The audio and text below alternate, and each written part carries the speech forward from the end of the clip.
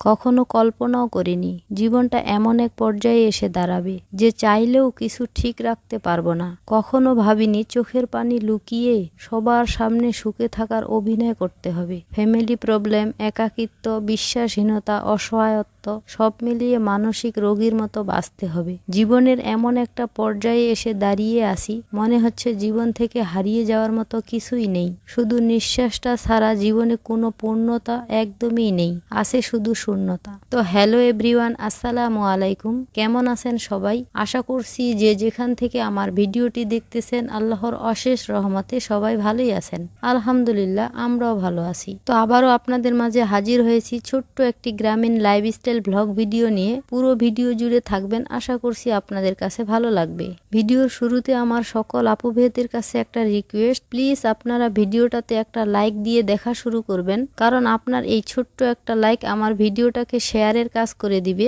আর সেই সাথে আমাকে আরো নতুন একটি ভিডিও তৈরি করার অনুপ্রেরণা যোগাবে। তাই আবারও আপনাদের মাঝে অনুরোধ করে বলছি, প্লিজ ভিডিওটাতে একটা লাইক দিয়ে দিয়েন। তো আজকে হচ্ছে মনটা ভীষণ খারাপ, কারণ হচ্ছে ওই যে আপনাদেরকে বলেছিলাম না যে মা আর আপা হচ্ছে অ্যাক্সিডেন্ট করেছে। তো মার শরীরটা আগে থেকেই তেমন একটা ভালো না। কিছুদিন আগে আমি নিজেই হচ্ছে ডাক্তার দেখিয়েছিলাম, তো তার মধ্যে আবার এরকম হচ্ছে অ্যাক্সিডেন্টের মধ্যে আরো ব্যথা পেয়েছে। তো এখন হচ্ছে একটু বেশি অসুস্থ, মানে বয়স্ক লোকের আর কি যা হয় অল্পতেই আর কি ভেঙে পড়ে। তো আমি যেহেতু বাবার বাড়ির পাশেই থাকি, এটা হচ্ছে যারা আপনারা আমার ভিডিও নিয়মিত দেখেন তারা হয়তো বা কম বেশি জানেন। তো যারা জানেন না তাদের উদ্দেশ্যে বলতেছি আর কি। তো যেহেতু হচ্ছে বাবার বাড়ির পাশেই আমার বাড়ি, তো মা হচ্ছে দিনে 2-1 বার করে আমার সাথে দেখা করতে আসেই। তো এখন হচ্ছে বড় ভাইয়া মাকে হচ্ছে নিয়ে গেছে, যেহেতু চলাফেরা করতে পারতেছে না। আর আমি তো হচ্ছে সারাদিন সংসারের কাজে ব্যস্ত, তো এই জন্য ভাইয়া মানে বলতেছে যে হচ্ছে ও তো সারাদিন হাঁস মুরগি গরু ছাগল নিয়ে অনেক ব্যস্ত থাকে, তো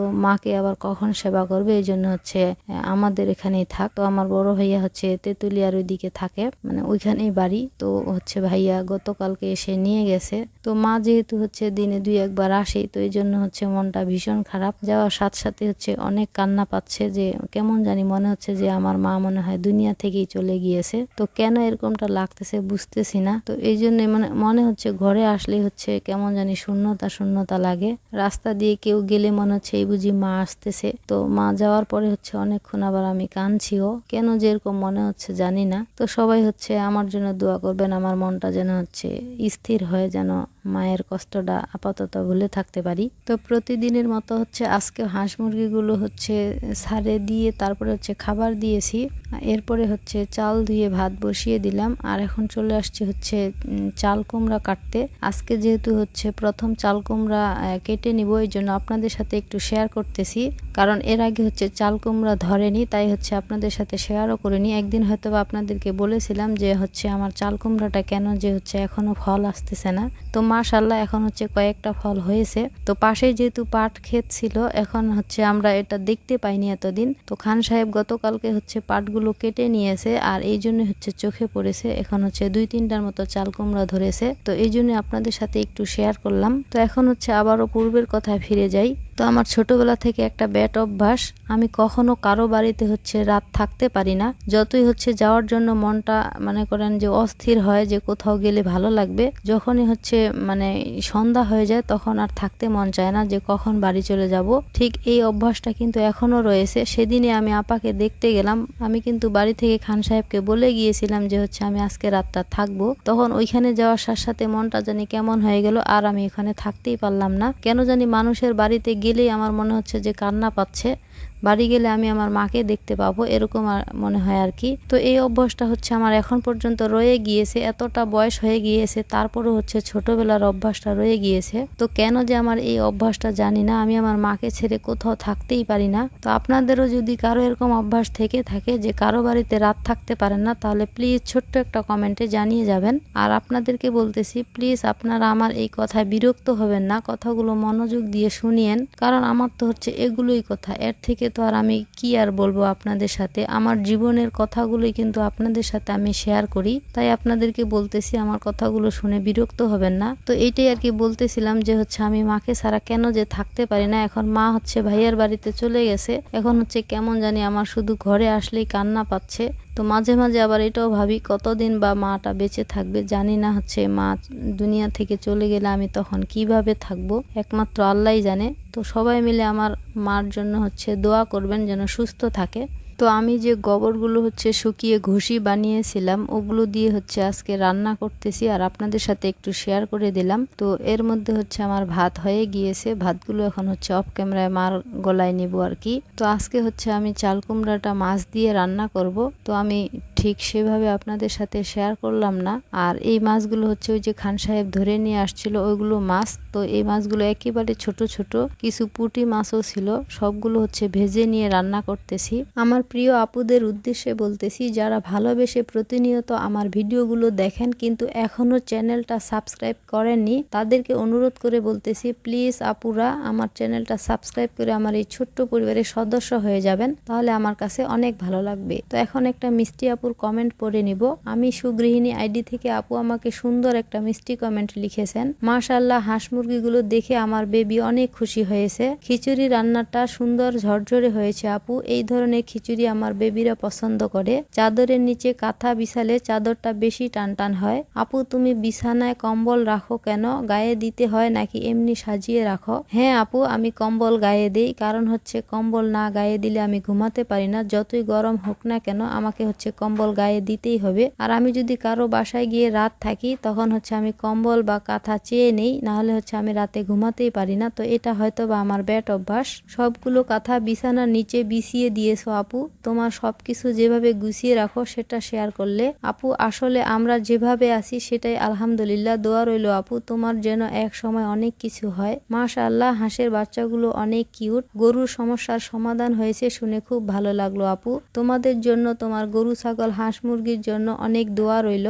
শুকনো বাজার রিফিল করে নিলে সবকিছু মিলিয়ে দারুণ হয়েছে ভিডিওটা। তো এই আপুকে বলতেছি আপু আপনাকে অনেক অনেক ধন্যবাদ, আমাকে এত সুন্দর করে আপনার মূল্যবান সময় নষ্ট করে এত সুন্দর একটা কমেন্ট লিখেছেন। আপু এভাবে আমার পাশে থাকবেন আর আমাদের জন্য দোয়া করবেন। আমিও আমার সকল আপুদেরকে মন থেকে অনেক অনেক দোয়া করি। তো অনেক দিন পরে হচ্ছে আজকে একটু রোদ উঠেছে, তাও আবার সকালবেলা রোদটা ছিল না, হঠাৎ করে দুপুরবেলা রোদ উঠেছে। সকালে রোদ উঠলে তো আমি হচ্ছে গত ভিডিওতে যে আপনারা দেখেছেন চাদরটা চেঞ্জ করে নিয়েছিলাম ওইটা ধুয়ে দিতাম। তো এখন হচ্ছে আমি হচ্ছে চাদরটা ধুইনি, কারণ হচ্ছে আমার বেশি কাপড় শুকাতে দেওয়ার মতো হচ্ছে জায়গা নেই, মানে জায়গা তো আছে মানে তার আমরা মানে ওই যে বাঁশ দেই কাপড় শুকাতে দেওয়ার জন্য, ওই রকম তার আর কি দেওয়া হয়নি। তো এই জন্য হচ্ছে চাদরটা এখনো ধুইনি। আর এখানে হচ্ছে কিছু খড়ি আমি অফ ক্যামেরায় কেটে নিয়েছি, কারণ হচ্ছে এখন বেশি একটা সময় নেই আর বাইরে হচ্ছে প্রচুর পরিমাণে লোক আসা যাওয়া করতেছে, এই জন্য হচ্ছে আমি ভিডিও করে খড়িগুলো কাটতে পারিনি, অফ ক্যামেরায় কেটে নিয়েছি। এখন হচ্ছে গুছিয়ে নিব, তো আপনাদের সাথে একটু হচ্ছে শেয়ার করে নিলাম। তো এখন হচ্ছে আরো মিষ্টি একটা আপুর কমেন্ট পড়ে নিব। তো লাইভ উইথ সালমা আইডি থেকে সালমা আপু আমাকে লিখেছেন, আসসালামু আলাইকুম আপু। ওয়ালাইকুম আসসালাম আপু। আপু হাঁস মুরগিগুলো ছেড়ে দিলে, খিচুড়ি রান্না করে নিলে মুরগির মাংস দিয়ে, বিছানা গুছিয়ে নিলে, বস্তা থেকে ধানগুলো পাতিলে রেখে দিলে, গরুর খাবার দিলে, শুনে খুব ভালো লাগলো আপু, তোমার গরু সুস্থ হয়ে গিয়েছে, দোয়া রইল আপু। আপু লাল টুকটুকে সোনা বাচ্চাটার নাম লালি রাখতে পারো আপু, লালি নাম রাখলে আমি খুব খুশি হব, যদি তোমার ভালো লাগে আর কি, ভালো থেকো, আল্লাহ হাফেজ। তো সালমা আপুকে জানাই প্রথমে অনেক অনেক ধন্যবাদ আপু, আপনি আপনার মূল্যবান সময় নষ্ট করে আমাকে এত সুন্দর করে একটা কমেন্ট লিখেছেন। আর আমার হচ্ছে এই সুন্দর কিউট বাছুরটার নাম আপনি লালি রাখতে বলেছেন। তো আপু লালি নামটা হচ্ছে আমারও ভালো লাগে, আমি হচ্ছে খান সাহেবকে বলেছিলাম, তো উনি যে কেন লালি নামটা হচ্ছে শুনতেই পারে না, বললে হচ্ছে অনেক রেগে যায়। আমি হচ্ছে এর আগেও বলেছিলাম, একটা আমার ওই যে কিছুদিন আগে একটা আমি গরু বিক্রি করলাম না, ওইটা আমি হচ্ছে লাল গায়ে নাম দিয়েছি, তো তার আগে লালি বলতেছিলাম, তখন হচ্ছে খুব রাগ করতেছিল। তো এই জন্য আপু আমি অনেক সরি, আপনার হচ্ছে নামটা আমি রাখতে পারলাম না। তো আপনি হয়তো বা ভাবতে পারেন যে হচ্ছে আমরা যেটা বলি সেটা রাখেন না, নিজেদের নামই তো রাখেন, তাহলে বলেন কেন? সেটা না আপু, এখন খান সাহেব হচ্ছে এই লালি নামটা শুনতেই পারে না, অনেক রেগে যায়। তো আপু আমি আবারও বলতেছি অনেক সরি, আপনার দেওয়া নামটা আমি রাখতে পারলাম না।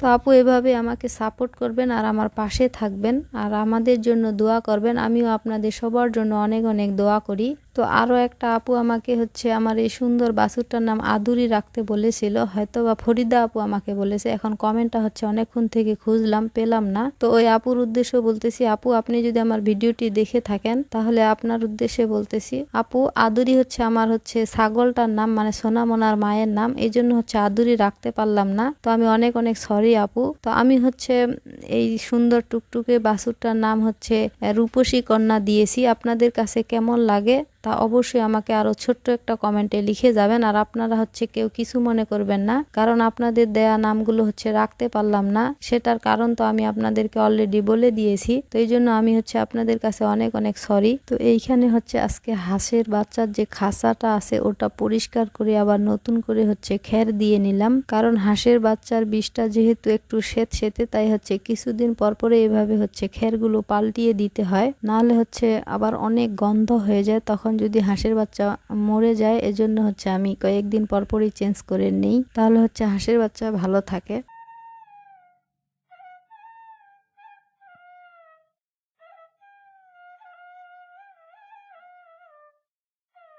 তো এখন হচ্ছে বিকেলবেলা কাপড়গুলো ভাঁজ করে নিচ্ছি। এগুলো হচ্ছে আগের কাপড়, এখন তো হচ্ছে যেহেতু ঘন বর্ষা তাই হচ্ছে 2-3 দিন ছাড়া কাপড় শুকায় না। তো এগুলো হচ্ছে আগের কাপড়, ওগুলো আজকে ভাঁজ করে নিচ্ছি। তো শুরুতে যদিও মনটা অনেক খারাপ ছিল, এখন একটা কারণে হচ্ছে আমার অনেক ভালো লাগতেছে, কারণ হচ্ছে খেলা শেষ হয়ে গিয়েছে, এই জন্য আমার অনেক খুশি লাগতেছে। কারণ খেলাটাকে এমন ভাবে আমাদের মুসলমানগুলো দেখে থাকে, মনে হচ্ছে যে এটা বাবার বিয়ে শুরু হয়ে গিয়েছে।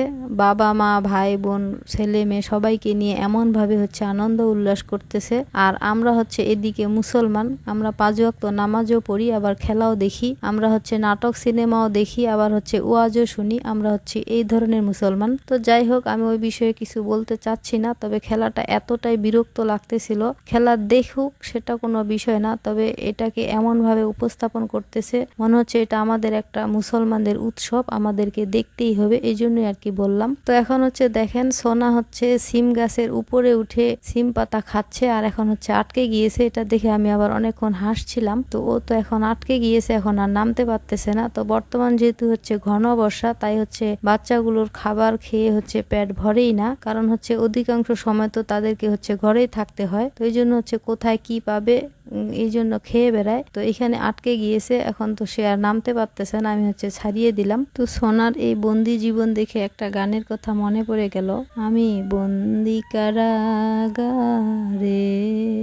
আসি গো মা বিপদে, উপর থেকে নিচে নামতে পারি না, আমি বন্দি কারাগারে। তো আমার গান শুনে আপনারা আবার কেউ হাসবেন না, আমি দুষ্টমি করেই বললাম আর কি। তো আমি হচ্ছে একজন গ্রামের সহজ সরল মেয়ে, তাই হচ্ছে আমার কথা বা কাজে অনেক ভুল থেকে থাকে। তো আপনারা প্লিজ ক্ষমাস্বরূপ দৃষ্টিতে দেখবেন, কারণ আমি তো আমার প্রিয় আপুদের মতো সুন্দর করে গুছিয়ে কাজ বা কথা বলতে পারি না। আপুরা যেভাবে হচ্ছে কাজ সুন্দর করে গুছিয়ে করে পরিপাটি করে ওভাবেও করতে পারি না। তো এই জন্য আমি সবার কাছে হচ্ছে ক্ষমা চেয়ে নিচ্ছি। আর এখানে কিছু হচ্ছে রাতের বেলা বাজার নিয়ে আসছিল, ওগুলোই হচ্ছে আপনাদের সাথে মানে শেয়ার করলাম। বাজারগুলো ব্যাগ থেকে বের করে করে আপনাদের সাথে একটু শেয়ার করলাম, এটাই আর কি। তো আমার গ্রামের লাইফস্টাইল ব্লগ ভিডিওগুলি যদি আপনাদের কাছে ভালো লেগে থাকে তাহলে আমার চ্যানেলটি সাবস্ক্রাইব করে আমার এই ছোট্ট পরিবারের সদস্য হয়ে যেতে পারেন। আর আপনি যদি কাজটি অলরেডি করে থেকে থাকেন তাহলে আপনাকে জানাই অসংখ্য ধন্যবাদ। আজকে এখানেই বিদায় নিচ্ছি, পরবর্তী ভিডিও নিয়ে নাও আসতে পারি, কারণ নিঃশ্বাসের কোনো গ্যারেন্টি নাই। সবাই ভালো থাকবেন, সুস্থ থাকবেন, আর আমাদের জন্য দোয়া করবেন। আল্লাহ হাফেজ।